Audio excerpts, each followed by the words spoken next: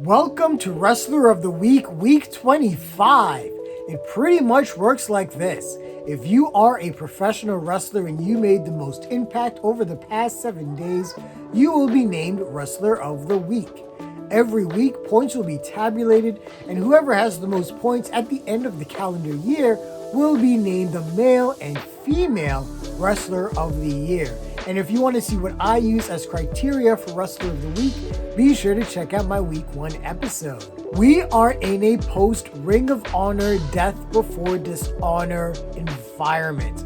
And we are also straight on our way to SummerSlam, which is this coming week. We had a major debut, title changes, and title defenses, along with continuations of some of the hottest angles in all of professional wrestling, so let's just get into it.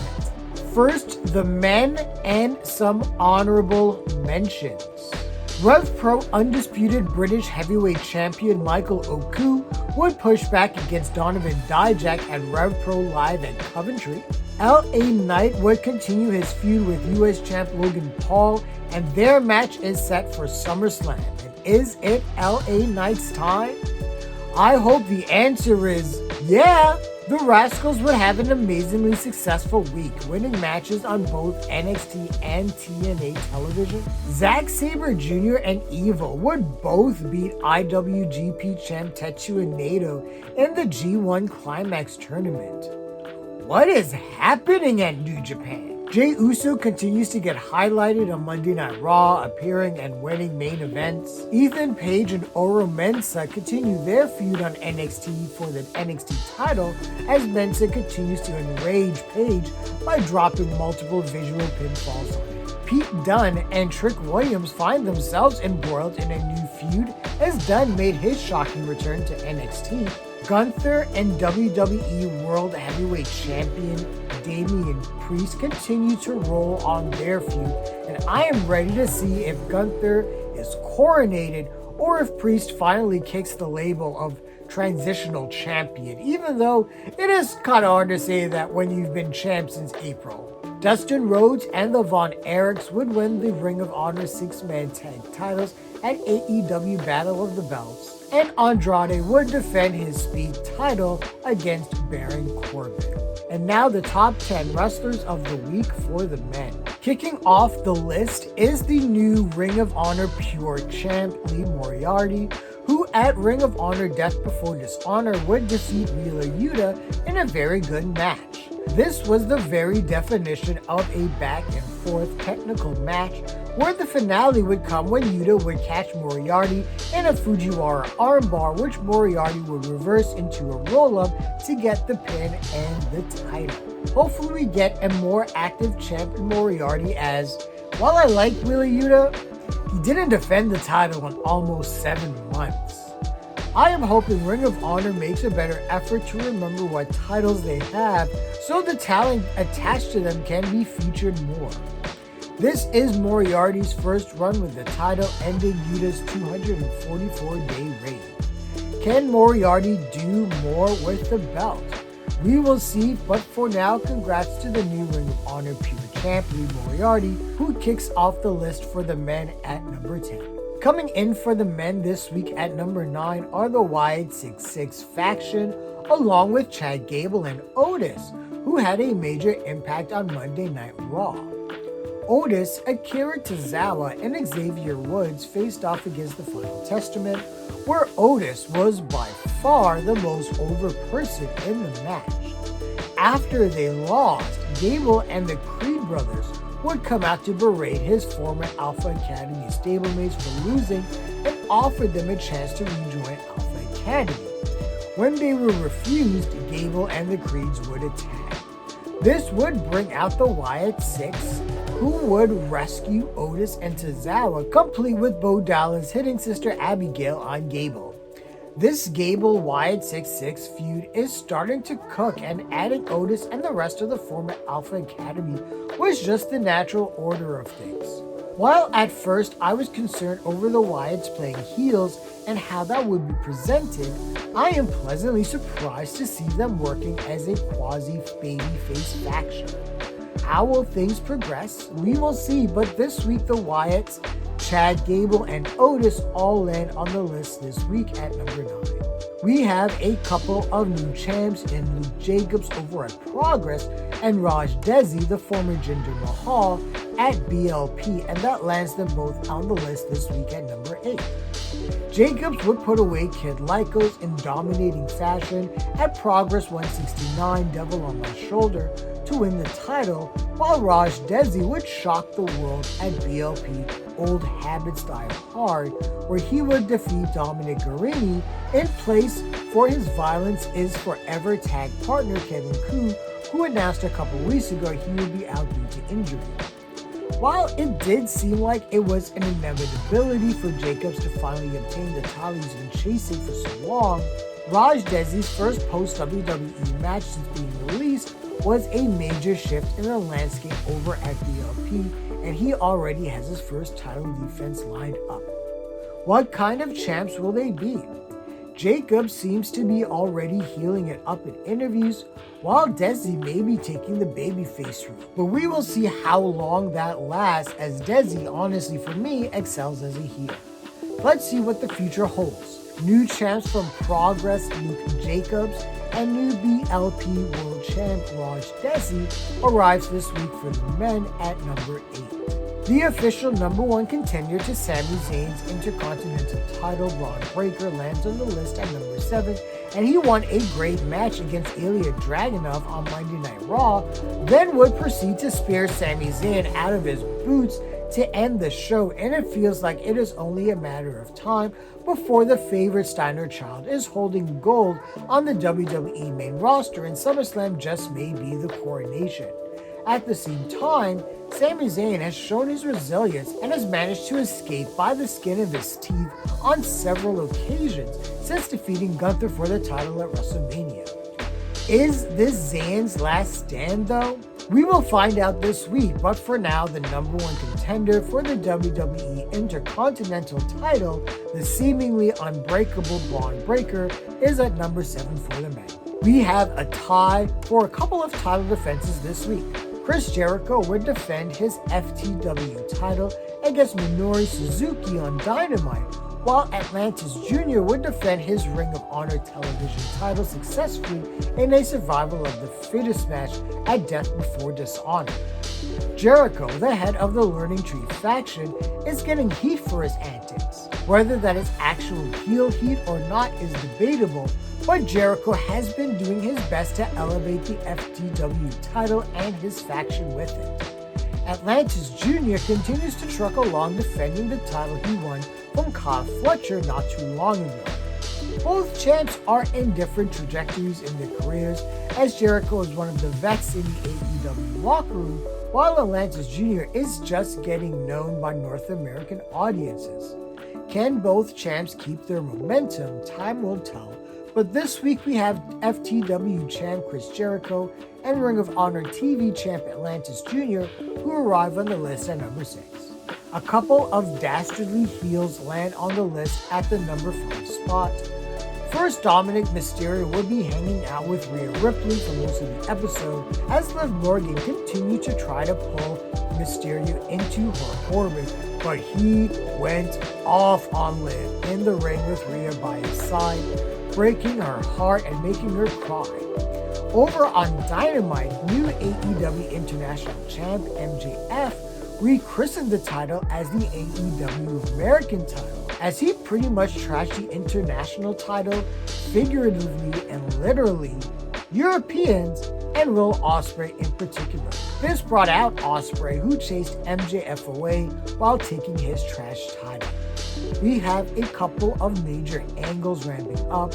As much as I love my girl Rhea, I have this sinking feeling her title match with Liv might end in some heartbreak, as there is no way Dom doesn't get involved somehow.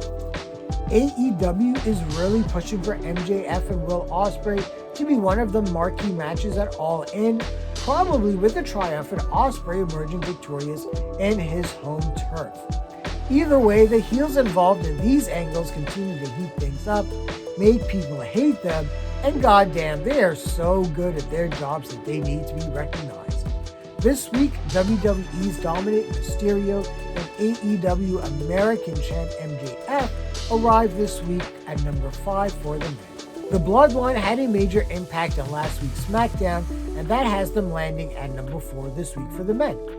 First off, Solo Sikoa and Nick Aldis got into it as Aldis threatened to remove the Bloodline from the tag team gauntlet, as Tonga Loa would not be able to compete because of his eye injury. And that patch he has is pretty banging. Jacob Fatu would take his place. Fatu and Tama Tonga would then later win that same gauntlet match to earn them a WWE Tag Title shot. The episode would end with Solo declaring that the Bloodline will regain the tag titles before he brings the WWE title back by defeating Cody Rhodes, and if Roman Reigns still has a problem with that, he knows where to find Solo. As a faction, the Bloodline are still the ones with the most heat on them, and with them challenging for the tag titles, it makes me wonder if DIY's time as champs is going to be short. Will Solo wrest the title from Cody? Will we see the return of our tribal chief this coming weekend at SummerSlam?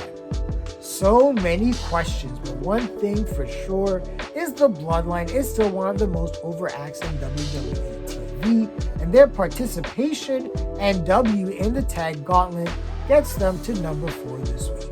The NWA World Heavyweight Champ EC3 lands in the list this week for the men at number 3. This past week on MWA Power, the Overman put away Wrecking Ball Legursky to defend his title, and we are on our way towards NWA's 76th Anniversary Spectacular, where it is very possible we see a title-for-title match between EC3 and NWA National Champ Tom Latimer. EC3 continues to be Billy Corgan's face of the current incarnation of the NWA, with over 30 title defenses all over the world. Will Tom Latimer be the one to dethrone EC3? The last time they met, Carter won, but it was tainted as Matt Cardona interfered to cost Latimer the match. So a straight-up one-on-one rematch does seem to be in the cards, and time will tell if that match manifests or if another challenger will eventually emerge. But until then, we have the Overman NWA World Heavyweight Champ EC3 landing on the list at number 3 for the men. The runner-ups for Male Wrestler of the Week are the participants in what is still the hottest feud in pro wrestling: CM Punk, Drew McIntyre, and Seth Rollins. On Monday Night Raw, Punk would declare that he is cleared and ready for a fight at SummerSlam, but wanted to face Drew at that particular moment. This brought out the Scottish psychopath, who backed out of the fight and continued to mock Punk by displaying the bracelet that has AJ Lee and Larry the Dog's name on it. Punk went after Drew, which brought out Raw GM Adam Pearce, who said he was tired of the shenanigans and that there was a referee problem. This brought out Seth freaking Rollins, as he was revealed to be the special guest referee for the match, and man, what a way to add even more intrigue to this matchup. Punk and Drew should kill it in the ring, but the wrinkle of Rollins, who hates both men for different reasons, provides enough mystery as to how things will play out. Will Rollins actually call the match down the middle? What happens if Punk or Drew gets physical with him? We got a big-time main event grudge match on the horizon between CM Punk, Drew McIntyre, and special guest ref Seth Rollins, who land on the list at number 2. And the wrestlers for the week for week 25 are the winners of the AEW Blood and Guts match from AEW Dynamite: Anthony Bowens and Max Caster of the Acclaimed, Darby Allin, Ring of Honor World Champ Mark Briscoe, and AEW World Champ Swerve Strickland, and what a wild match they performed in. This saw Hangman Adam Page attack Swerve before he could enter the cage, the Acclaim step up with some serious fire, Mark Briscoe being a wild man, and a bloody headshot with a chair on Jack Perry, and Darby Allin being Darby Allin and falling from the top of the cage. On top of this major win, Darby Allin would win a gauntlet match in Collision to become the number 1 contender to the AEW title, while Mark Briscoe would defend his Ring of Honor title successfully against Roderick Strong in a very good match at Ring of Honor Death Before Dishonor, and Swerve would make an appearance at the latest. All these men gave their all for the Blood and Guts match, and they really earned their spot this week. This week, the wrestlers of the week for week 25 are the winners of the AEW Blood and Guts match, the Acclaimed Darby Allin, Ring of Honor champ Mark Briscoe, and AEW World Champ Swerve Strickland. And now to the women and some honorable mentions. Mairi and Utami Hayashida would defeat Julia and Mai Sakurai at this week's Marigold event. Layla Hirsch would take down Diamante in a brutal Texas death match at Ring of Honor Death Before Dishonor. Thunder Rosa would defeat Maya World on Collision, then would get involved to help make sure Toni Storm would emerge victorious against her rival Deonna Purrazzo. Nia Jax and Tiffany Stratton are continuing their partnership that is going to disintegrate probably as soon as SummerSlam. Sonya Deville continues to be a boss since coming back, and she has lit a fire under Shayna Baszler and Zoe Stark's ass. And Bianca Belair and Jade Cargill and the Holy Union are back to their feud for the WWE Women's Tag Titles, and I am all here for it. And now the top 10 wrestlers of the week for the women. We have a new House of Glory Women's Champ, and that is Megan Bayne, who kicks off the list for the women, and she defeated the Ultraviolet and ending her astounding 671-day reign in 13 seconds after defeating Diamond Virgo and challenged Violet for the title. This was a crazy turn of events that has to feel vindicated for Bayne, who lost in her attempt to win the GCW title from Mance Warner in the week prior. Bayne, who cut her teeth in Stardom, is starting to come back into her own, and every match continues to build her confidence. And this new opportunity as Hog Women's Champ is a definite nod of approval. How far will Bayne go with her first run with the title? We will see, but for now, congrats to the new Hog Women's Champ Megan Bayne, who kicks off the list for the women. The DMD Britt Baker lands on the list at number 9, as she defeated Hikaru Shida on AEW Dynamite, then got into a major segment with her opponent for All In AEW TBS champ Mercedes Moné. After Baker and Shida's very good match that helped to establish Baker is back in full swing in the ring, Baker called Moné out, and the two had a heated war of words before goddamn Camille came out and smashed the fuck out of Baker, and this feud has a new wrinkle to it and did a great job of providing some sympathy for Baker heading into All In. Baker has honestly done a great job since she has returned to keep that babyface fire against Moné, who to me is a natural heel, but what is impressive is I actually think Baker is also a natural heel. So the shift in direction in her character on the other side of the heel-face side is refreshing and also shows that Baker can truly excel in any role. Will the next role be TBS champ? We will see, but this week we got Britt Baker DMD appearing on the list for the women at number 9. We have a new Ring of Honor Women's World Television champ, and that is Red Velvet, the number 8 female wrestler of the week.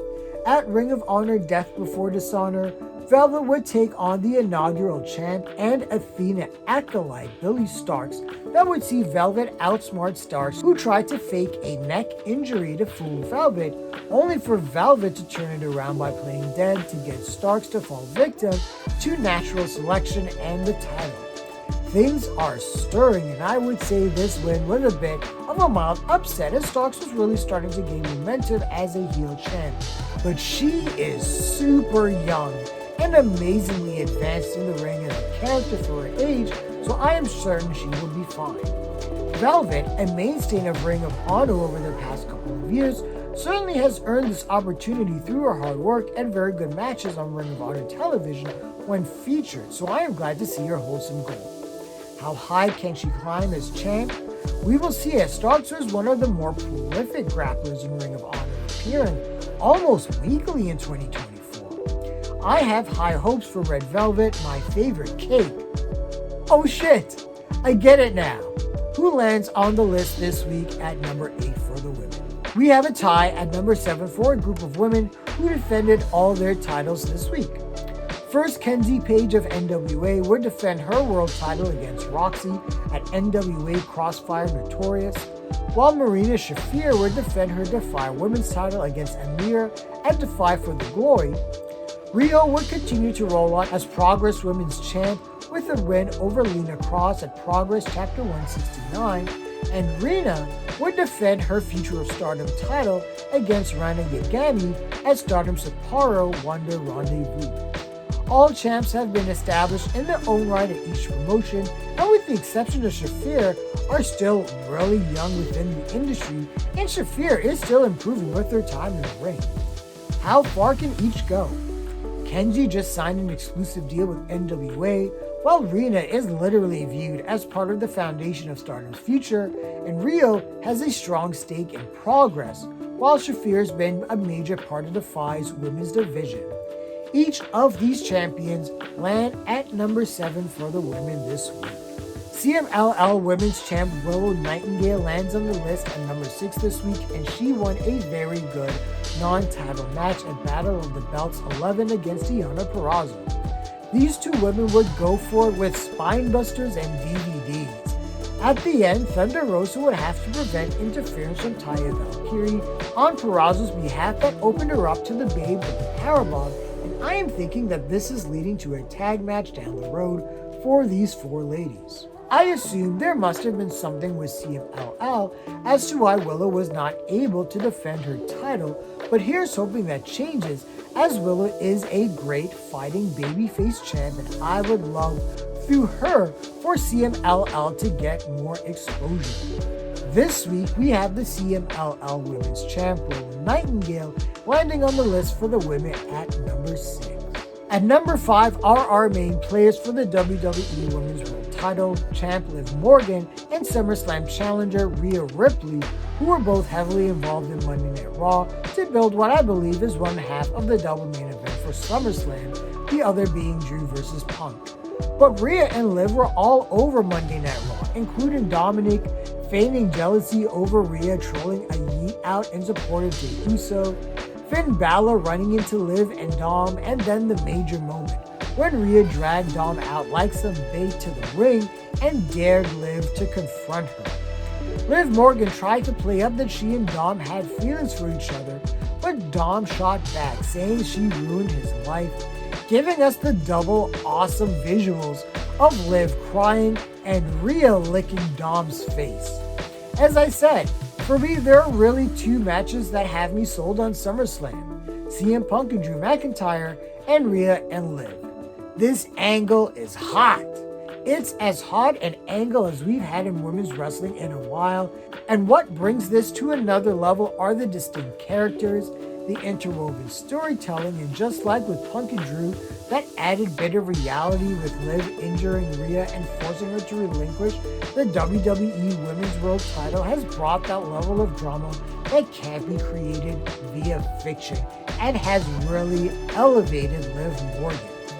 And this is where pro wrestling can excel in storytelling, being able to change things on the fly and take a negative and turn it into a positive.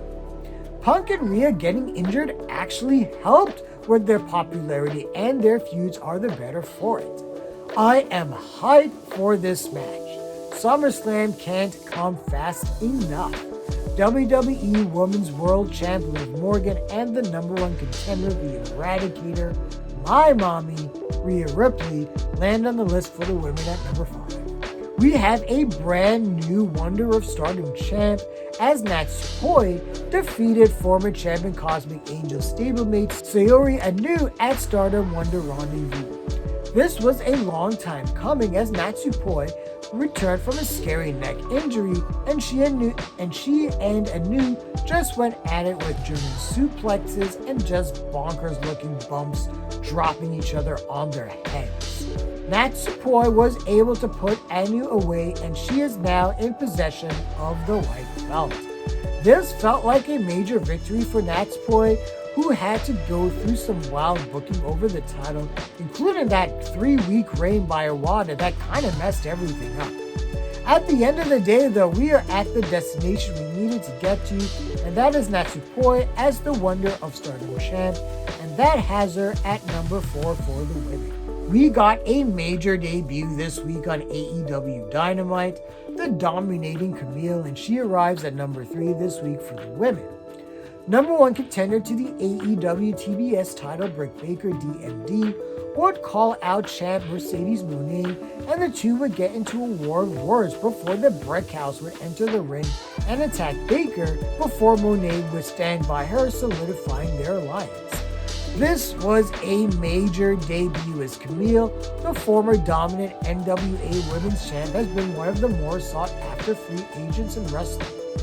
Also, I love this partnership and the potential it brings between Moné and Camille. It is time Moné embraced her heel side, and having Camille act as her enforcer is a great way to introduce Camille proper to AEW before the inevitable happens and Camille just goes ham on the entire women's division, and it will be glorious when it happens. The Brick House Camille, for her major debut on AEW TV, lands in the list for the women at number 3. Appearing in the runner-up spot for the women this week is AEW Women's Champ Timeless Toni Storm, who at AEW Battle of the Belts retained her title against Taya Valkyrie. Even though it seemed like the winner was never in doubt as Storm is meeting Mariah May at All In, we still got a very good competitive match with Valkyrie doing all she can, but in the end she falls to a Storm 0 and Storm continues to roll along. Post-match, Storm cut a fiery promo saying that May should have cut her head off and is coming for her at All In. Since Mariah May turned heel, Storm has been taking a more serious turn with her character, and that is needed to sell the blood feud before these two former besties. I assume as the days count down before All In, we will continue to see Storm and May get into each other's business, and I am all in for it. This week, the AEW Women's Champ Timeless Toni Storm, who land on the list at number 2. And the female wrestler of the week for week 25, and still your Ring of Honor Women's Champ, is Athena, who at Ring of Honor Death Before Dishonor would retain her title against a very game Queen Aminata in a very good match. Aminata would do all she could with strikes, hip attacks, and more, but at the end, it was an O-face by Athena that finished the match off, and goddamn, Athena is the truth. 600 days as women's champ, and honestly, she has earned every fucking day of that reign. Even appeared for the company when she was injured and making people believe that she would have to relinquish the title. Well, that is not necessary, as Athena is still at the top of her game, and at some point, Tony Khan has to know what he has with Athena. She can wrestle, she can talk, she can mentor, look at Billy Starks' progress, and she can act as an ambassador for the company. I am sure Athena is enjoying her legendary run in Ring of Honor, but she really deserves to be on the main roster. If she doesn't pop off in AEW, hell, Triple H just may make a play to bring her back to the E. Athena versus Ripley would be the shit. That was a tangent just to say Athena is amazing. She's one of the best in the world, and more people better recognize. Ring of Honor Women's Champ, the dominating forever champ, Athena, is our Week 25 Female Wrestler of the Week. And here are our weekly standings for the men and the women.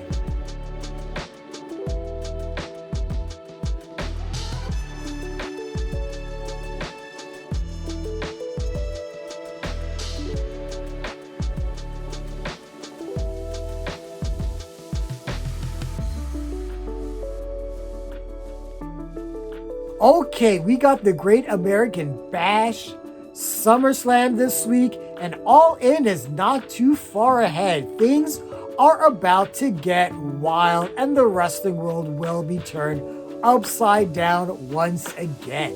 What did you think of my picks for Wrestler of the Week? Did you agree or disagree? Share your thoughts, leave your comments, like the video, subscribe to the channel, and don't forget to hit that bell icon so you can get notifications as well. Thanks a lot, everyone. Take care.